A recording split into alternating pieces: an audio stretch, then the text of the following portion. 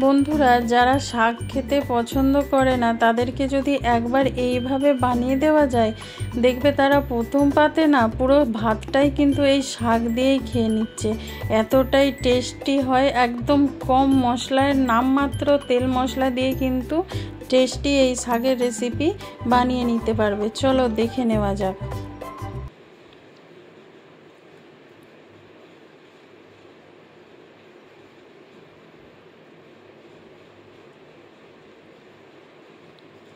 এখানে আমি দেখো কিছুটা বড়ি নিয়ে নিয়েছি, আলু কেটে নিয়েছি, বেগুন কেটে নিয়েছি, সব কিছু কেটে পরিষ্কার করে ধুয়ে নিয়েছি। এখানে আমি শাক নিয়েছি, শাকটাও কেটে পরিষ্কার করে ধুয়ে নিয়েছি। এবার কড়াতে তেল দিয়েছি, তেলটা ভালো করে গরম হয়ে গেলে প্রথমে আমি বড়িগুলো ভেজে নেব। আমি এখানে পোস্ত বড়ি ব্যবহার করছি, তোমাদের কাছে যে বড়ি আছে সেই বড়ি দিয়েই কিন্তু এই রান্নাটা করতে পারো।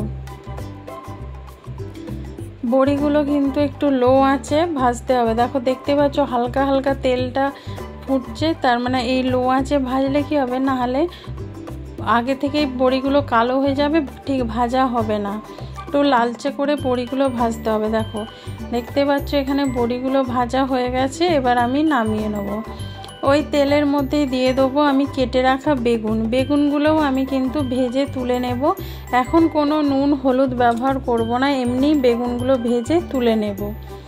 আমার কাছে এই সবজিগুলো ছিল তাই দিয়ে করছি, তোমাদের কাছে যে সবজি আছে তোমরা কিন্তু আরও কিছু সবজি এখানে অ্যাড করতে পারো, তাহলে খেতে আরও ভালো লাগবে। এখানে দেখো বেগুনগুলো ভাজা হয়ে গেছে, এবার আমি তুলে রেখে দেবো।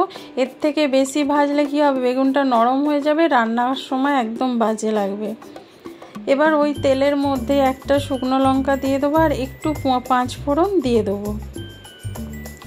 5 ফোড়নটা একটু ভাজা ভাজা করে নিতে হবে। 5 ফোড়ন থেকে যখন খুব সুন্দর একটা গন্ধ বেরোবে তখন বুঝতে হবে 5 ফোড়নটা ভাজা হয়ে গেছে। তারপরেই দিয়ে দেবো এখানে একটু আদা বাটা এখানে দিয়ে দিচ্ছি। আদাটা একটু ভালো করে ভেজে নিতে হবে যাতে আদার কাঁচা গন্ধটা চলে যায়।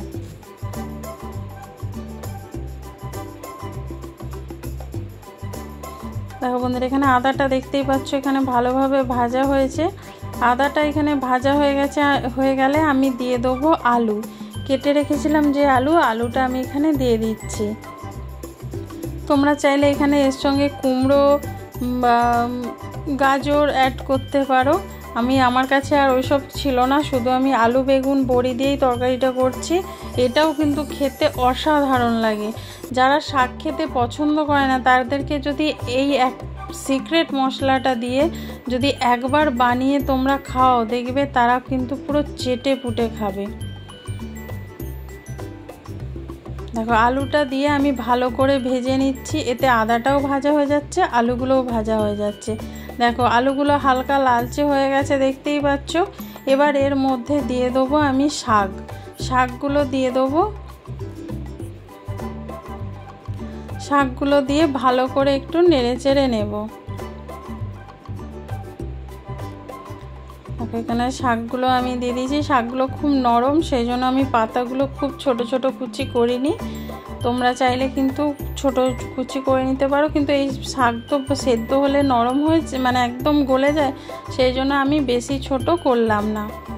দেখো এখন কিন্তু আমি নুন ব্যবহার করছি না, এখন আমি একটু আগে নেড়ে নেব যাতে শাকটা একটু নরম হয়ে যায়, তারপরে আমি এখানে নুন ব্যবহার করব।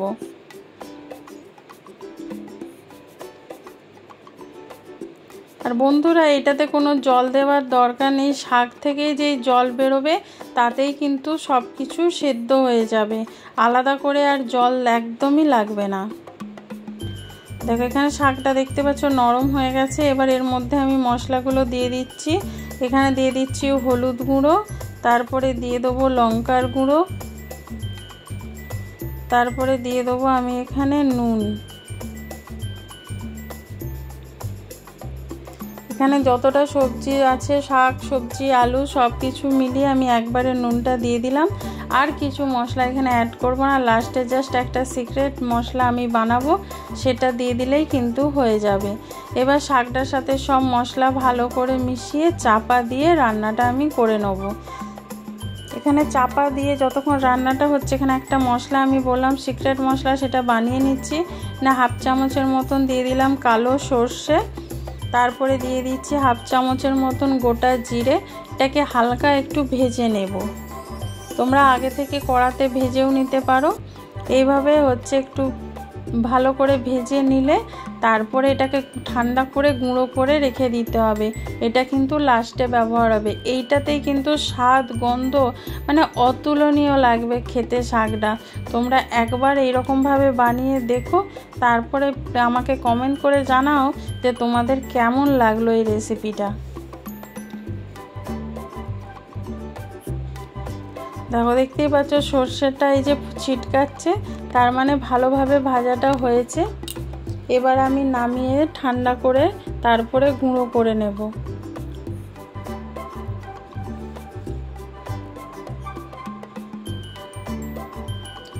এখানে দেখো শাক থেকে কতটা জল বেরিয়েছে দেখতেই পাচ্ছ। এবার এর মধ্যে দিয়ে দিচ্ছি আমি অল্প করে চিনি। চিনিটা দিলে কিন্তু শাকটা খেতে ভালো লাগবে। শাকেতে অল্প করে একটু চিনি দেওয়া দরকার। কেউ যদি একান্ত না খেতে চাও বা কারোর যদি কোনো অসুবিধা থাকে তাহলে চিনিটা দেওয়ার দরকার নেই। এখানে দেখো আলুগুলো কিন্তু একদম পারফেক্ট সেদ্ধ হয়ে গেছে। এবার চিনিটা ভালো করে মিশিয়ে নিয়েছি। মেশানোর পরে দিয়ে দেবো এতে বড়ি আর বেগুন, ভেজে রাখা বড়ি আর বেগুনটা আমি এখানে দিয়ে দিচ্ছি। দিয়ে এবার ভালো করে মিশিয়ে আমি আবার চাপা দিয়ে রান্নাটা করে নেব, যাতে বড়ি আলু আর বেগুনটা ভালোভাবে সেদ্ধ হয়ে যায়। এটা কিন্তু আমি একদম সব কিছু ঘেঁটে দেব না, এরকম গোটা গোটা থাকবে আর দেখতেও ভালো লাগবে আর খেতেও কিন্তু অসাধারণ লাগে।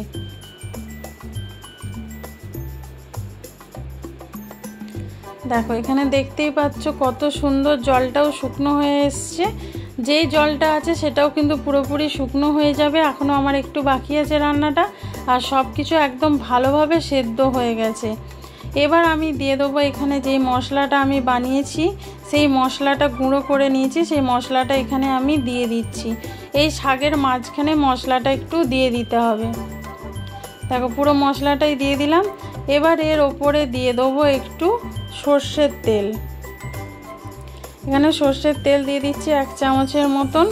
দিয়ে এবার শাকটা এর ওপরে তুলে দেব।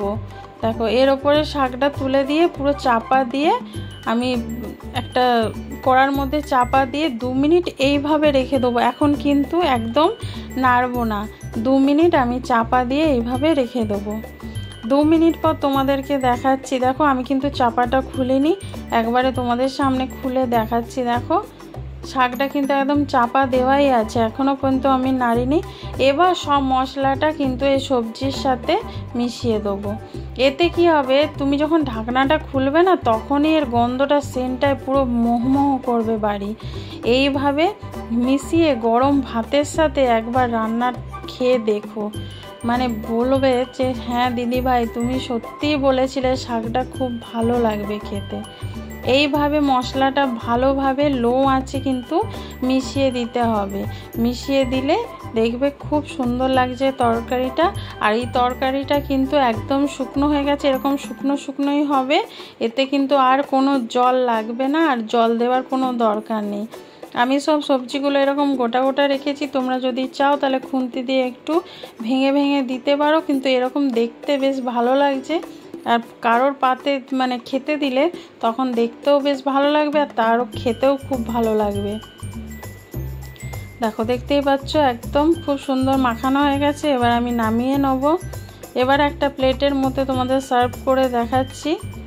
দেখো কত সুন্দর লাগছে, দেখতেই পাচ্ছ সব কিছু। বড়ি কিন্তু একদম ভেঙে যায়নি, সব একদম গোটা গোটা রয়েছে। দেখতে যেমন লাগছে, গন্ধ, এই শাকটা দিয়েই কিন্তু তুমি পুরো ভাতটা খেয়ে নিতে পারবে। এটা এতটাই কিন্তু টেস্টি হয়। বিশ্বাস হচ্ছে না, একবার বানিয়ে দেখো।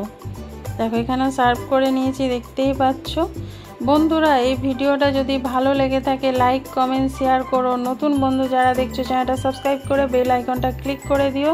যারা ফেসবুক থেকে দেখছো তারা পেজটা ফলো করে দিও। Thank you.